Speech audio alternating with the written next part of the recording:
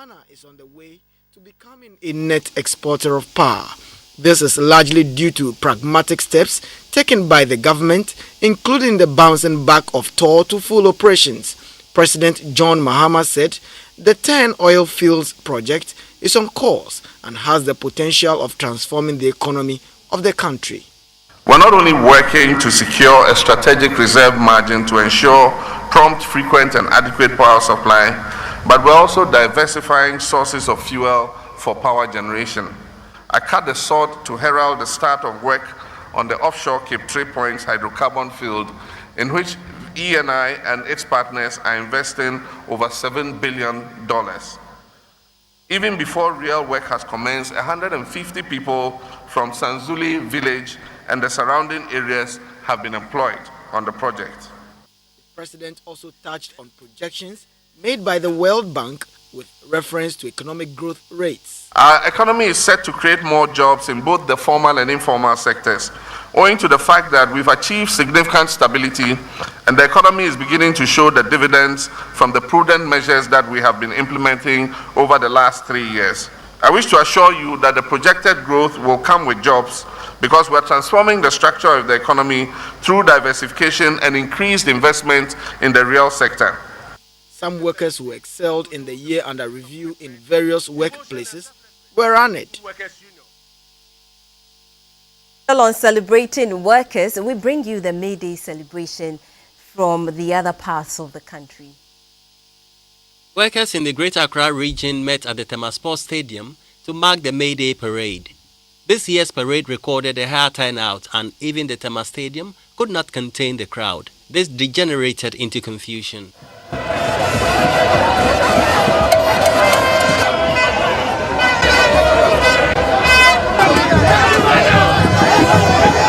This led to the halting of the program for about an hour to ensure order and peace. The Greater Accra Regional Minister Joseph Afote Agbo described the development as a sign of good relations among the workers. You may not understand what they are doing, but I am a very happy man because their gesture tells that they are very happy people on this very day. Once in a year, they celebrate this occasion, and the young guys, the women are all happy. Ni Afote Agbo asked the workers not to be involved in any act that will throw the country into disrepute, but contribute towards a peaceful election. Achieving free and fair transparent election is a collective responsibility, and every Ghanaian must contribute to ensure a peaceful election. The Regional Secretary of TUC, Mrs. Na Ayele Adefio-Sechere, said the increase in utility tariffs has eroded the gains made over the years in salary adjustment. She urged workers to ensure that the 7th November elections is violent-free. Awards were presented to deserving workers. In the Bono Ahafo region, the May Day celebration was observed by private and public service workers under the banner of their various unions. Prior to the regional parade, participating staff from the various institutions in the region embarked on the walk amidst brass band music and chanting of solidarity songs through the principal streets of the regional capital, Sunyani, to the Jubilee Park. Addressing the gathering, the Regional Secretary General of TUC, Joseph Ankama, said there is urgent need for workers to put their shoulders to the wheel in a bid to contribute their quota to peaceful elections, hence the rationale for selecting this year's theme. Election 2016, the role of workers in securing peaceful elections for national development. In addition, he advised the staff to vote for political parties with clear vision for development in the areas of health, education, food security, job creation, and many others. He assured the workers that organized labor will continue to defend and preserve their rights in accordance with the laws of the land. The regional minister, Eric Opoku, commended organized labor and called on workers to be ambassadors of peace and take keen interest in supporting the efforts of government to put the economy on a sound footing. In the Upper East region, workers from the various unionized labor groups converged on the Lavrongo Sports Stadium after a march passed through some principal streets of Lavrongo with placards. The Upper East Regional Secretary of the TUC, Mr. Augustine Adongwa Pambela, commended workers in the various labor unions for their invaluable roles towards nation building. He said workers deserve better conditions of service and therefore expect the government to create an enabling environment for them to operate. Some workers received citation, tabletop refrigerators and television sets. The Upper East Regional Coordinator, Alhaji Abdullah Abubakar, also received a special award. In the Western region, the May Day parade saw workers with placards that had messages on the economic situation and the high utility tariffs. The Western Regional Secretary of the TUC, Mr. Elis Ankoma, called on government to address the plight of workers. He also urged politicians to ensure that their activities do not disturb the peace that the country currently enjoys. The Western Regional Minister, Mr. Paul Evans Edu, appealed to qualified voters who have not registered to do so in the ongoing limited voter registration exercise. Awards were later presented to workers for their dedicated service. The Jubilee Park in the Volta region was the venue for the May Day celebration. The Volta Regional Secretary of the TUC, Elvis Van Leer, appealed to political parties to avoid activities that will divide the nation. The Volta Regional Minister, Madame Helen Adjuantoso, urged organized labor to contribute towards a peaceful election in November. 11 workers from the various labor unions were awarded, while the TUC Personality Award in the region went to Christopher Tay Bannerman. The Regional Minister, Helen Adjuantoso, and her deputy, Francis Komla Ganyaglo, also received special awards for their contribution and commitment to the cause of organized labor in the region. So we say Ayiko to all workers. Let's move on and do some more stories in this bulletin. Vice President Kwesi Arthur has reiterated the government's prioritization of technical and vocational education with a view to making Ghana an industrialized economy. He mentioned government's sharp focus on skills training in order to address the country's developmental needs and create jobs for the youth. Mr. Arthur said this when he addressed the 60th anniversary and speech and prize-giving day of the Cape Coast Technical Institute in the Central Region. Nuto Bibini Nuto reports. The Cape Coast Technical Institute was established by the late Joseph Kadesh Abraham in 1955 with 10 students and 2 teachers. Today, there are 122 staff manning 1,684 students. The school offers engineering programs, building technology programs, vocational and business programs with outstanding results year on year. Apart from the sterling academic performance, some extracurricular activities such as sports, arts and culture, as well as cadets, can be listed among the strengths of Cape Coast Technical Institute. All of these have not been without challenges in the 60 years journey of the school. Economic theory teaches that demand and supply have a direct relationship. Therefore, as the demand for skilled labor increases, we should expect a commensurate increase in the supply of skilled labor.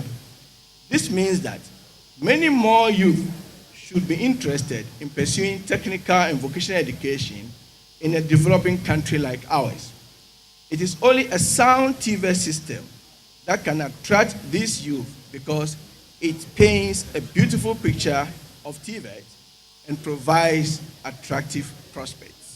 With industry driving many developed economies, Vice President Kwesi Arthur said government is keeping a keen eye on technical and vocational education as the key to driving the local economy. This is the rationale that underpins the conversion of polytechnics into technical universities. We continue to demonstrate leadership, commitment, and a clear vision for the development of technical vocational education and training TVET in the country. And we hope that we'll continue to provide keen attention and provide for the sector so that it can produce satisfying results, what we call the evidence-based results that will propel this country.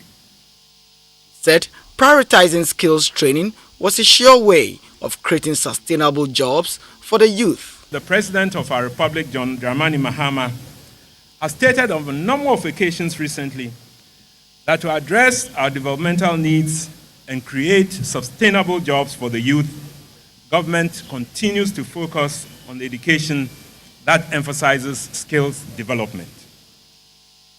It is for this reason that the government has prioritized technical and vocational education with a view of making Ghana an industrialized economy and at the same time empowering our youth. A number of students who excelled in various courses were honored. Some members of staff and members of the community who have contributed to the success story of Cape Coast Technical Institute were also honored. A $7 billion project aimed at producing gas from Cape 3 Point to make Ghana energy sufficient and also rake in more revenue has taken off. The President, John Mahama, has performed the ceremony for work to begin on the onshore gas receiving facility for the Cape 3 Point Integrated Oil and Gas Project at Zanzule in the Elembele district of the Western Region. The onshore gas receiving facility will gather and compress gas from the FPSO to tie into Ghana Gas's pipeline for delivery of gas to the Abuaze Power Enclave. It is part of the $7.9 billion Sankofa Gas project, which is a joint venture between the Ghana National Petroleum Corporation and ENI of Italy and the Vitol Group from the Netherlands. It is estimated that about 171 million standard cubic feet of non-associated gas will be produced daily, which should be enough to generate 1,000 megawatts of electricity for almost 20 years. First delivery of gas from the project is expected in early 2018. The paramount chief of the Eastern Nzema traditional area, Awulai Amihe Kpanyili, commended governments for the appreciable number of development infrastructure in the Nzema area, which he said also goes with huge responsibility. He cautioned elements dabbling in chieftaincy disputes in the area to stop because it has the tendency of driving away investors. We've seen the beginning of ENI and its social progress. We continue to urge them or to encourage them. The managing director of ENI Ghana, Mr. Fabio Cavana, indicated that the work is on course and has been undertaken with highest environmental and safety standards, saying there will be no flaring of gas. He also disclosed that contracts worth $1.5 billion have been awarded to local Ghanaian companies. A fast-track development plan is being implemented, and with the first oil, which is expected in August 2017, and the first gas in February 2018. The peak production will be 45,000 barrels of oil per day, 171 million of standard cubic feet per day, for an aggregate overall production of 80,000 barrels equivalent per day.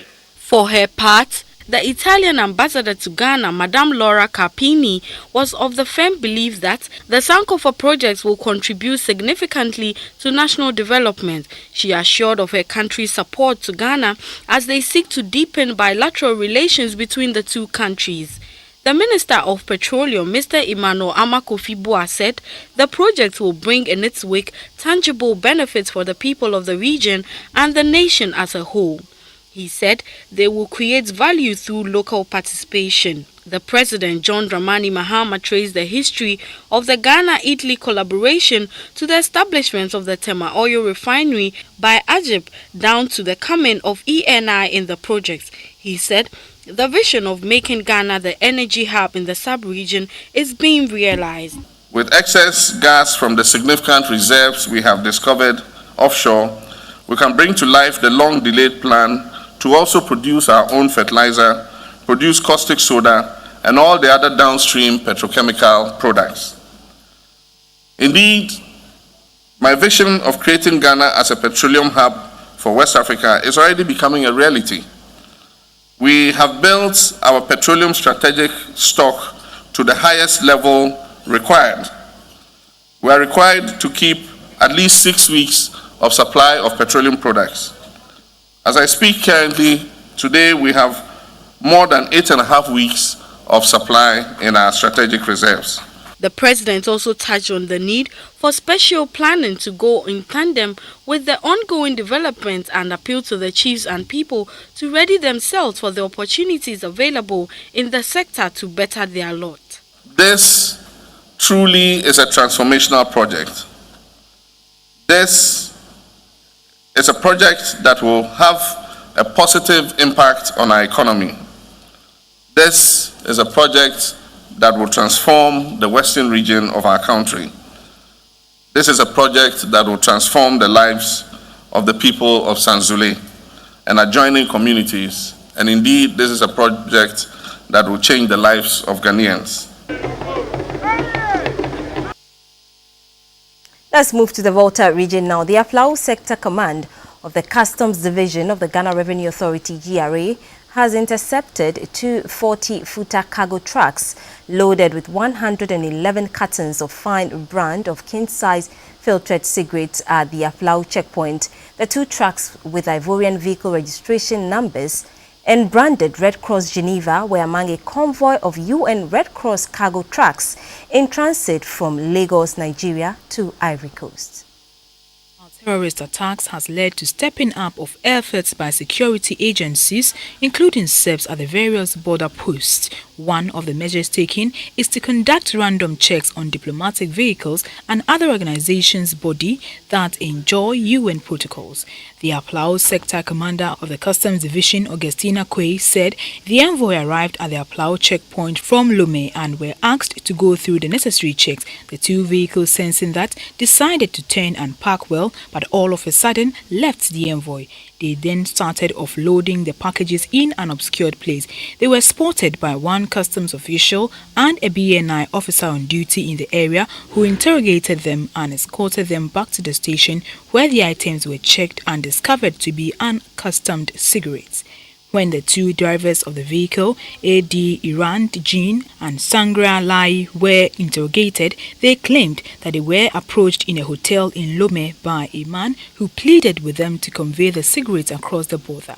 Consequently, the vehicles and the cigarettes have been seized and reports sent to the Commissioner of Customs for necessary actions. The sector commander, Augustina Dedekwe, said, caution people engaged in such illegal activities along the borders to stop, else the long arms of the law will deal with them.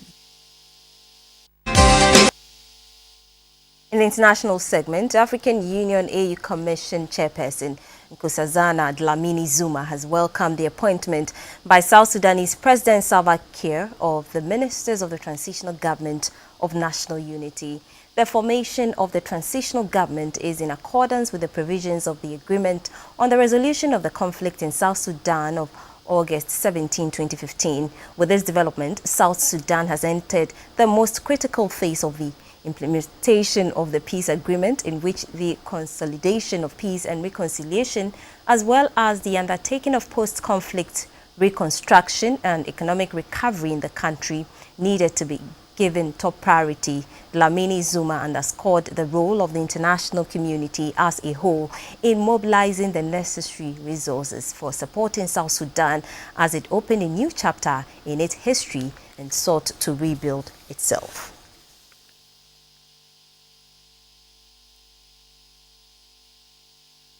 A mosque under refurbishment has collapsed in Somalia, killing at least 15 people and injuring 40. It happened during Friday prayers as the building in the capital Mogadishu was packed with worshippers. Hundreds of people are reported to have been inside the building when it collapsed, and some are still believed to be trapped under the rubble. An engineer on the refurbishment project has been arrested on suspicion of negligence. Media reports suggest that worshippers were at prayer, while others say more than 100 people were pouring a concrete foundation after prayers when the structure collapsed.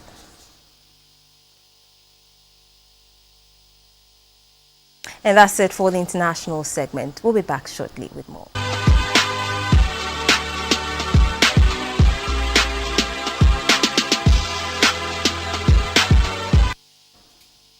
In the art segment, the Ghana Film and Television Institute, NAFTI, has launched its Maiden Crew Awards to honor behind-the-scene members of television production teams, including executives. Film and television crew consists of a wide range of personnel, including the production manager, directors, director of photography, sound technicians, light technicians, and makeup artists. They determine the outcome of a film and television project since they write the script, cast the characters among others, and turn a screenplay into a movie to entertain the general public. These professionals are hardly acknowledged. The Television Crew Awards is designed to boost the morale of the crew and also give them the recognition they deserve. The National Secretary of the Ghana Film and Television Industry, Rukiya Seidu, encouraged the crew to work hard. If money becomes our first priority, we will fail. We need to have the passion and the love for the job. This industry has been sustained by some people because they still love the job. And that is where we have to aim up to, because you and I are the future leaders. One of the organizers of the awards, Ms. Giftisewa Bonsu, briefed the news team about the upcoming event. The crew will submit their 2 movie, as in your best 2 movie, and then you fill the forms. But the jury will vote, that is the 50%, and then the public will also vote for 50%. The awards is expected to inspire creativity and advance film and television production in the country. And thank you so much for staying on for the news. Coming up shortly is a talking point, and we are celebrating workers by discussing the May Day celebration. Enjoy your evening.